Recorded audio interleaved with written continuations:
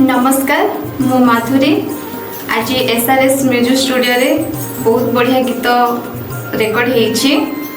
आ मो सहित गाइछन्ती अभिमन्यु पांगी सार।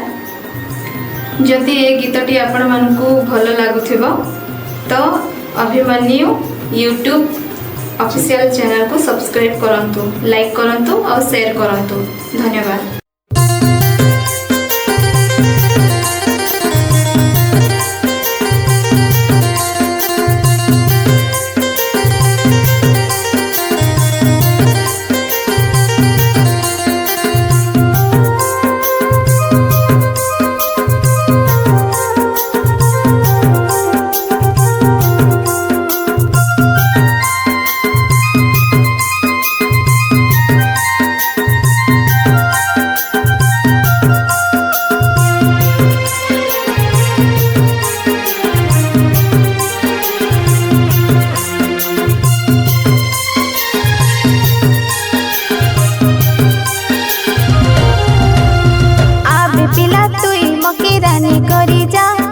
झुमी झुमी नाचो हमें बाजाई बाजा आबी पिला तुई मके रानी करी जा झुमी झुमी नाचो हमें बाजाई बाजा आई बेबी बोली तुई रे शर्मिला काटे डाबू टिकी कैलुस बे आई बेबी बोली तुई रे प्रशांति काटे डाबू टिकी कैलुस बे आबी पिला तुई मके रानी करी जा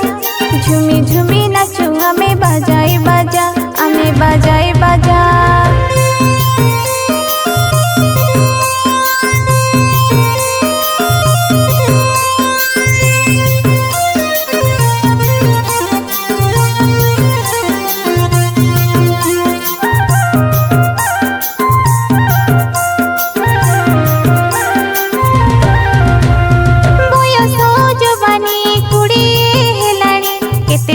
जोगी जोगी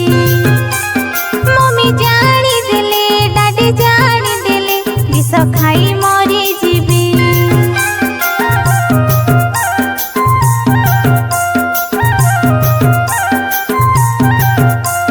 बयस जवानी कुड़ी हेलानी केते थिबी जोगी जोगी मम्मी जानी देले डाडी जानी देले विष खाई मरी जीवी मरबी बोली केते होउछु मरिबा पाए काहे डरे जाउछु मरबी बोली केते होउछु मरिबा पाए काहे डरे जाउछु जानी देले तते मुतु केते चालू रे आहारे उहुरे तू बड़े बेसी चालू रे आहारे उहुरे तू बड़े बेसी चालू रे आबी पिला तुई मके रानी करी जा झुमी झुमी नाचो हमें बाजाई बाजा हमें बाजाई बाजा।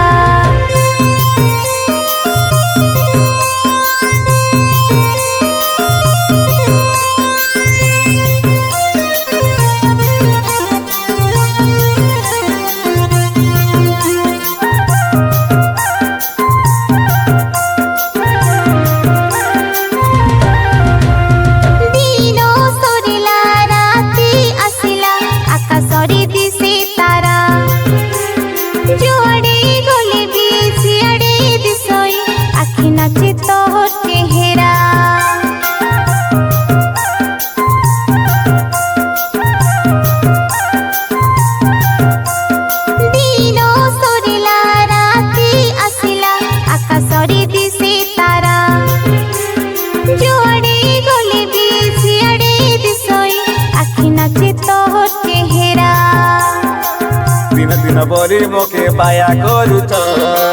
आखि मारी मोके रसाई देउछ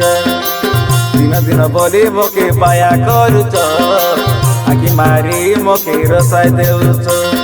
जानी देले तते नुनी जानी देले तते रानी केते चालू रे आहारे उहुरे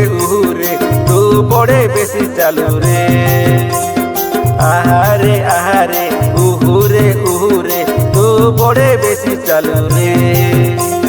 आई पिला तुई मके